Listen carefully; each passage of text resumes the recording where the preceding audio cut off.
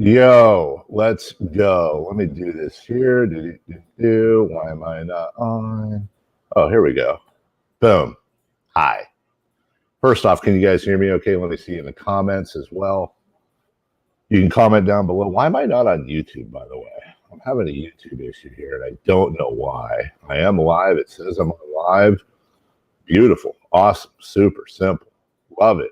Good morning. How are all of you? Should I say good afternoon? Welcome in. Oh, my goodness. Oh, my goodness. The Kings won. The Kings won. I cannot believe it. I cannot believe it. I know why. It's because I need to be public. There we go. And just fixing everything for YouTube real quick. Let me get everybody in here. All right. We should be ready to go. You may notice a different background for me. It's because I'm actually up in Portland right now. I'll be back on Monday. Thank goodness for Fire Sticks. Oh my goodness. I am. Wow. Wow. Let me get you in there. Let me see you guys in the comments below if you can. Also on Twitter as well. I'm just trying to make sure technically this is all okay. I want to make sure you guys know you can hear me, or make sure you can hear me. I mean, for real, guys. I didn't see it coming. I did not see that coming. I was so ready to be so upset. For real. I was so ready to be so upset.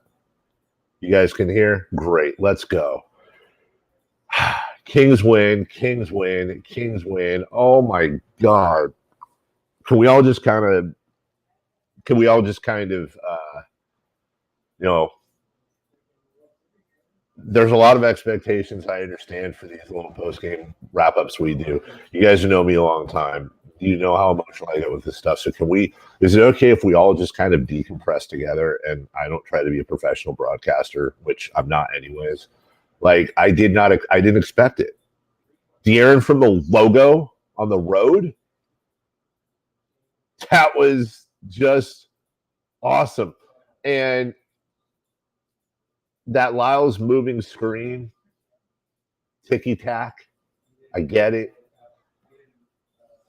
I didn't think it was happening, man. I thought we were going to a second overtime after that play. Listen, this was a goofy, sloppy game, but you know what? That's a goofy, sloppy. It's the whole thing is goofy and sloppy, man.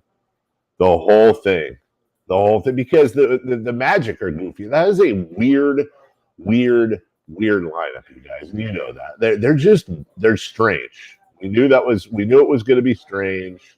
We knew that it was going to look weird, man. Let me bring up some numbers here because we gotta look at these box scores together. Did you guys think they were going to win this one? Seriously, especially at the half, we don't win these types of games. That doesn't happen. I mean, you're right. Banchero is ridiculous. But anybody notice the ref kept calling him Banchero? You've got Domantas Sabonis, who was what? He was one of 8 at one point, I think. 1 of 8.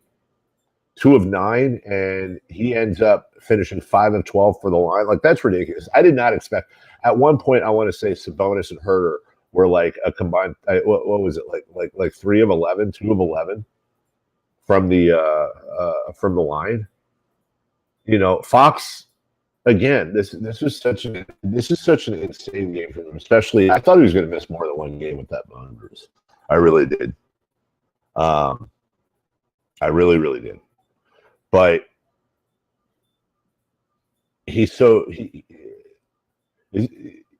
tell me in the comments. Tell me if you agree with this. Seriously. And let's not play recency bias here, okay? Let's not play recency bias. Let's put it all together. And be honest. I'm not going to tattle on you. Is this the best De'Aaron Fox we've ever seen? The total package. I'm not saying this is his best scoring run. He's had better. I'm not saying he hasn't had game-winning shots before. He has. But doesn't he seem like a little bit different this year on the defensive end? Doesn't he seem a little bit different on the leadership end? Doesn't he seem like he went on to like a whole different plane of existence? And that's great. And that's as soon as, and I'm trying to say this without, like, it's not Tyrese's fault, but like, and I want to get into all that after a post game. Whether you agree with the trade or not, seriously, whether you agree with the trade or not,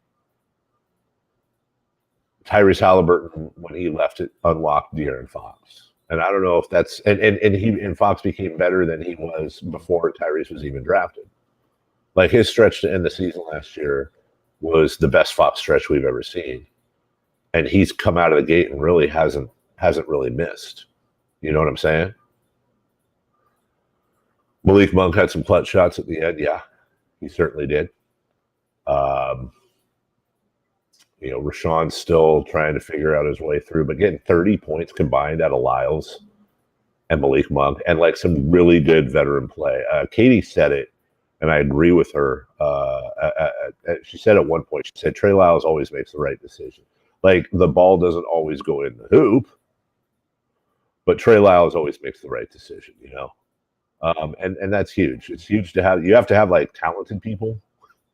You can't just have, like, vets. We've seen that before, having, like, a bunch of really nice vets. But that is massive. That is massive. Lyles was massive. Yeah, you're right. Banchero, dude. 33 and 15 from Banchero. 23 and 7 from Bull. And he was 10 of 11. Are you serious? Seriously. Wendell Carter Jr. and Bull, the two guys down low, when it combined 16 of 19. That's stupid. That should not happen. Banchero was 14 of 26. We talked about it before. The Kings are going to have difficulty with bigs. They're going to have difficulty with bigs.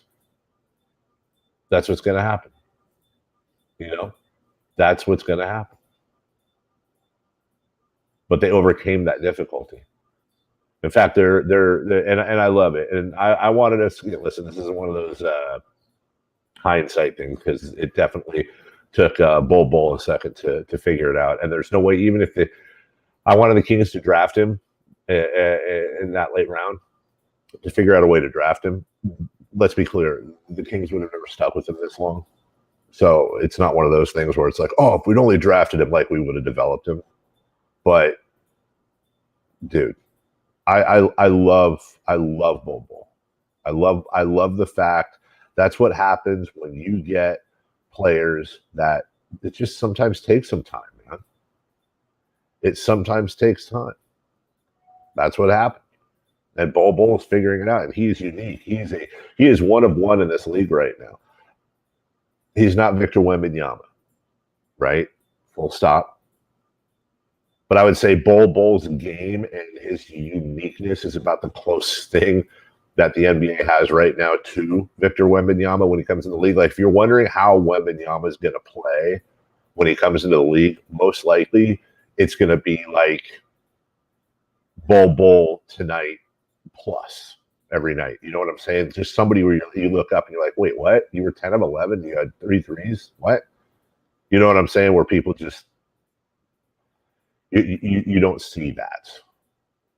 I want to look at points in the paint here. That's why I'm looking at my phone, guys. I want to look at points in the paint because the NBA app's not doing great on shockingly, the NBA app's not doing great on loading stuff. I know they were getting their butts kicked on points in the paint early, and then they came back in the fourth. Let's take a look. I said rebounds and points in the paint, especially points in the paint, are going to be huge.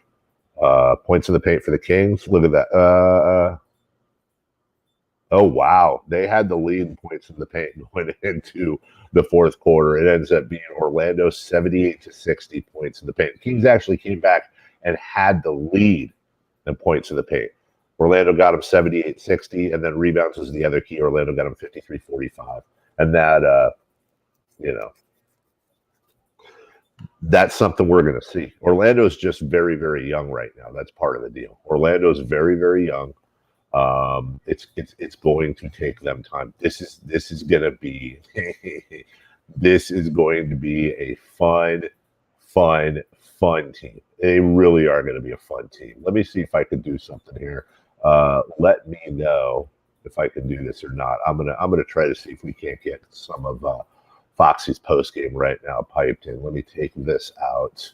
Let me stop that. I'm still catching my breath, everyone. Aren't you? I am still catching my breath. My goodness gracious. Let me get over here. Let me bring this up and see if we can go through some video here real quick. Here's De'Aaron. Let me know you guys can hear this. Can you hear this?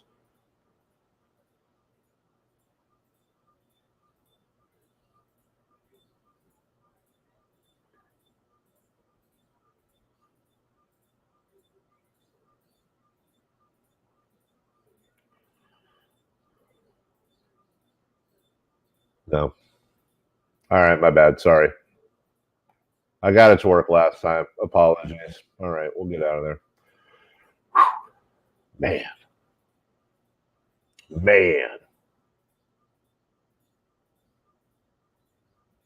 It really was points in the paint that I was worried about. This was a team that they were going to have issues with. Big, long, tall, and we were going to have to win a lot of those battles. And, in the end, I'm on one hand, people don't want a, moral victory. I also don't want, what would you call it? What's the opposite of a moral victory? Like an immoral loss? Like, oh, they didn't do this, they didn't do that. Oh, it was just the magic. Listen, you go on the road and you're on the last end of an East Coast road trip. I know they come back and play Golden State, but this is basically the final game of their East Coast swing, and then they fly all the way back. It's so weird. They're in San Francisco for a night. I wonder if some of the players are just going to go home tonight and then end up just driving down. If I was them, I would. But anytime you're in a situation like this and you're on the road, you're playing a Magic team that, by the way, I know the Warriors are reeling right now. but they just beat the Warriors. They're one of those teams. The Magic are going to do that all year if they're healthy, if they stay relatively healthy with this lineup. They're going to surprise some teams. You're going to look up and you're going to see the Magic beating Dallas by 20 one night and then losing to the Spurs by 5 one night. It's just weird. I'm not going to look at any negatives here for the Kings. Of course, there were negatives, dude. They almost missed the game because they couldn't hit free throws. Mainly, Domantas Sabonis couldn't hit free throws. It's just really, he's, I think, a lifetime, 73%, 75% free throw shooter. And I know you just have nights, but golly, geez, just come on. Knock it off. Knock it off with that. You know what I'm saying? It just took it took an absolute stellar performance from De'Aaron Fox first. It took a stellar performance other than the free throws. I was really proud of Domantas Sabonis. You know how hard it was for him to stay out of foul trouble tonight? Seriously, I thought he was going to foul out in like the first quarter. I really did. The fact that Sabonis played 38 minutes, and not only did he only have 4 fouls, but 2 turnovers with that usage rate, I mean, they go to him. Like, that's a big deal. Seriously. And then look at De'Aaron Fox. 40 minutes after coming off a bone bruise. You think they just ease him in? I don't know, man. Give me whatever they gave him. 14 to 24. This is the big number right there. Look at that. 7 of 7 from the line. 5 boards, 3 assists, whatever. 37 points and clutch. That banker to go to overtime. Kevin Huerter, and you know what's great about this? Kevin Huerter didn't have a great night. 9 points on 3 of 7. Maybe his worst night as a King, if not his second worst. The team picked him up. And like I said, you got 15 from Monk, 15 from Lyles, 30 combined. That's a big deal. That's 59 minutes of action between the two of those guys. That means a lot. Now, you guys want to talk, I see some of you, about Keegan Murray. Let's talk about Keegan Murray. He's a rookie, and he's going through a stretch right now. And this is generally what will happen. And I don't think I'm not worried about Keegan Murray at all, period, end of statement. Look at Keegan Murray's numbers as he started the year. 7 of 10, 6 of 14, 7 of 15, and then 8 of 13. Now, in his last 3 games, okay, look at this field goal percentage now. He is 9 of 28. 9 of 28 in his last 3 games. That's, I think, about 31%. I'm just doing quick math in my head. 31%. Here's what happens, guys. The league is smart. League is very smart, and people get paid a lot of money to scout and to go over film. And there's a combination of things. Either it's too early for Keegan to hit the rookie wall. I know he most likely had COVID when he was out at the beginning of the year. I'm not going to take some stretch and say long. He doesn't look lethargic out there at all.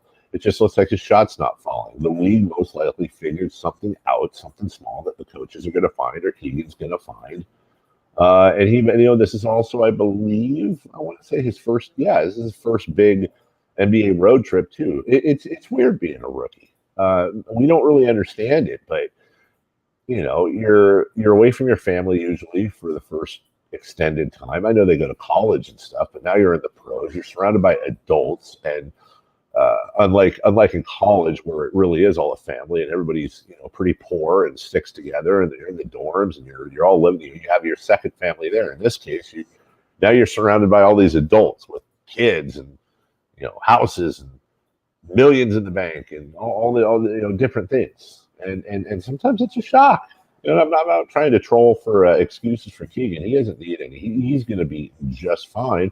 But a lot of times you see this with rookies. He came in and he did quite well his first few games, and now the league adjusts to him a little bit. He's going to adjust a little bit to the league, and I expect him to be just fine. In fact, I'm really kind of looking forward to this Warriors game. I'm looking forward to see how they follow it up. The Warriors are in bad shape right now. That road trip was horrible. They go 0-4, 0-6, something like that on the road. It was terrible. They're in a bad spot right now. And I'm really curious to see, because the Kings have always been the get better juice for a lot of these teams, good teams that are rough right now. I hope that's not the case here. De'Aaron Fox with the clutch. I mean, can I say clutch again? Can you even have more of a clutch shot than that? I'm so happy for him. I really am. I've been so hard on De'Aaron at times throughout the years. I've always rooted for him, because he was I always felt, I think a lot of people always felt like he was a better player.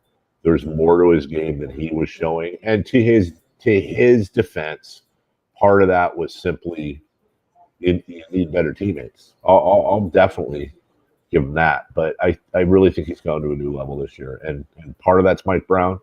Part of that is Sabonis finally being able to figure each other out. I think part of that's having Malik Monk there.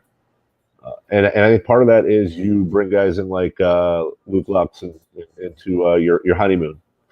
And what was it, Italy? Working out with him. Like De'Aaron obviously wanted to do some things this season, and he's doing them. Look at the scores by quarter. Look at how terrible the Kings were in the first half, 64-47 in the first half. And then that third quarter was probably their best third quarter of the season, 36-12. 36-12 in that third quarter. And it wasn't just their offense. That 36 pops out at you. That's great.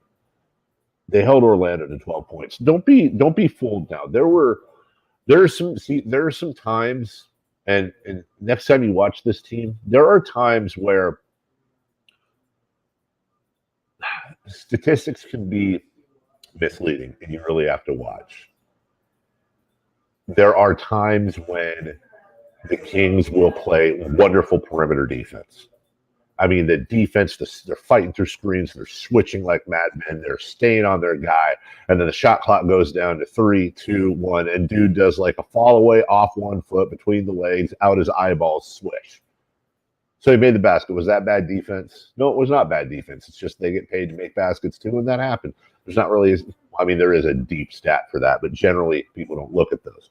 On the other hand, there were moments tonight when Orlando was missing, and it was bothering me because it wasn't good defense. They were missing wide open shots. There were a lot of wide open threes that Orlando missed tonight. That really, really bothered me. It wasn't great defense, and I didn't want people to get fooled. Look at this number right here. This was an overtime game, and Orlando went 4 of 23, and 2 of those 3-pointers were made by Bol, who's 7 foot plus. 4 of 23. Now, the Kings weren't exactly insane, but 15 of 40 is perfectly, in fact, shoot 38% for the year. We're good. But when you go to overtime on a team that goes 4 of 23 from behind the arc, some of that was good defense. I don't want to take it away from them. Some of it was certainly good defense. But some of that was just not great defense. And they missed. They just missed the shot. You guys want me to look at Harrison Barnes? Let's take a look at Harrison, because honestly, I don't really remember much of what he did, and that's a problem sometimes. This was one of those workmanlike games for him. 35 strong minutes. I did like Harrison's energy defensively. Harrison is, I don't know, man. I love Harrison Barnes so much, but I also get frustrated because I just don't know what Harrison's going to show up every night. I mean, I really don't. And part of that, to his credit, is his lack of ego and his being a professional. You don't know what you're going to get from him every night, because I think Harrison Barnes is the chameleon of the Sacramento Kings. I think Harrison Barnes will look at what the team is doing and he'll adjust his game accordingly. Oh, they need scoring tonight. Okay, cool. Well, I'll take 12 shots, 10 shots. Oh, okay, I'll take 1 shot. I'll take 7. I'll take 8. You look at him, 9 points. It's not all scoring, but 9, 12, 16, 11, 24, 8, 9. What? And I know that the first 3 games was ridiculous, but, offensively, he just has Rashawn Holmes, I think, looks the most lost on the team. But Harrison Barnes has had a slow start too, which is unfortunate for him because he's in a contract year, and this is probably the last. He's not going to get a big contract like $200 million or anything, or $100 million, but this is probably his last decent-sized contract. So we'll see. Harrison Barnes, though, aside, Foxy was amazing. Sabonis was amazing, except for the free throws. And now let's take a look, just for funsies. Maybe catch that MLS penalty shootout. PKs at the end. That was crazy. Philly and LAFC. I was watching that on my phone when I had the game up. God, look at Milwaukee 8 now. All right, so the Kings are now 3-5. Kings are 3-5. 2 road wins, both on this trip, obviously. There's just a 2-point differential there. I love that. They're just there's 1 game behind Oklahoma City. Look, it's just how we all thought. OKC, the Spurs, the Jazz, the Blazers on top. That Blazers loss don't look so bad anymore. Huh? Blazers sitting at 6-2. Just for funsies, I know it's super early. We'll take a look at before we go here. Let's look together at their defense. And there's a lot more that goes into defense than this. But opponent points per game. Okay, 1, 2, 3, 4, 5, 6, 7, 8. Kings up to 22nd. Kings up to 22nd. Let's go. Are we basically the bad boys Pistons? Are we basically the bad boys Pistons with our defense? Are we on track to be the greatest defensive team ever? Yeah, no. But you know what? I'm here for the homestand or the road trip. I'm here for what they've done. It's easy to say this after a win, but I'm, like I said, no moral victories, fine. No demoralizing losses. This is a win on the road against a team that just beat the defending champions. And it doesn't get any easier, folks, shockingly. Golden State on the road, then you come home. Oh, you just take on Cleveland. Lakers, don't look now. Who knows? Maybe it's a mirage, but they're starting to figure things out. Then you got Golden State back at home. Remember, those are lately have been home games for Golden State. Place is flooded with Warrior fans. Then you got Brooklyn. You got San Antonio, Detroit break. Ooh, maybe is this the return of Marvin Bagley? Will he be healthy by then? Doubt it. And then you're back on the road again. Memphis, Atlanta, Boston. That's a quick 3-game swing. That's brutal. Right over Thanksgiving, too. That sucks. Back to back to you leave Sunday. You stay in Memphis. On Monday. Probably when you leave is Monday. And then Memphis, Atlanta on Thanksgiving Eve, and then Boston. I imagine they'll do something. Now, you know what? The thing is, it sucks they're missing it with their families.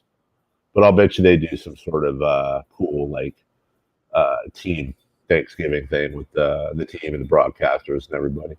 That'll be fun. That'll be a little bit of bonding, although I'm sure they'd rather stay at home. Oh, I'm tired, guys. I'm pooped. I'm worn out. That game took a lot out of me. I am in a place, not that you care. I'm in a place called Rockaway Beach, Oregon. We went to the Tillamook Creamery today. It is cloudy, rainy. It's been raining most of the time. I'd show you the view, but it's too glary. But we got the ocean right there. And then we come back tomorrow. But we'll have a lot more of this on Monday. We'll break this down. We'll preview the Warriors game as well.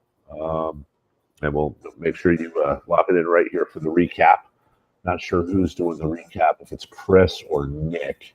I don't know where we are in the rotation. I don't think it's Rami. He just had it. But I appreciate you guys. You can check out the replay if you missed it at Sactown Sports' YouTube page. And winning's great, isn't it? Doesn't it just make everything feel good? It's going to make that beef stew taste better. It's going to make the food better. It's going to make this root beer I'm about to pop taste sweeter. And I love each and every one of you. When this team wins, I love you all. When they lose, I hate the world. I know you guys are too. I just can't wait until we have a consistent winner. Wouldn't it be nice to feel like this 6 out of every 10 nights? 5 out of every 10 nights? It has been a long road, 16 years. And by the way, some of us that are old enough, even though I was just a kiddo, It's not like the Kings were that great before the 2000 teams. It has been a long road. I got gray in my beard from this playoff streak. So I appreciate you guys showing up, doing your thing. Thank you so much. And we'll see you Monday, 6 a.m. right here on Sactown Sports. Go Kings, go Kings, go Kings.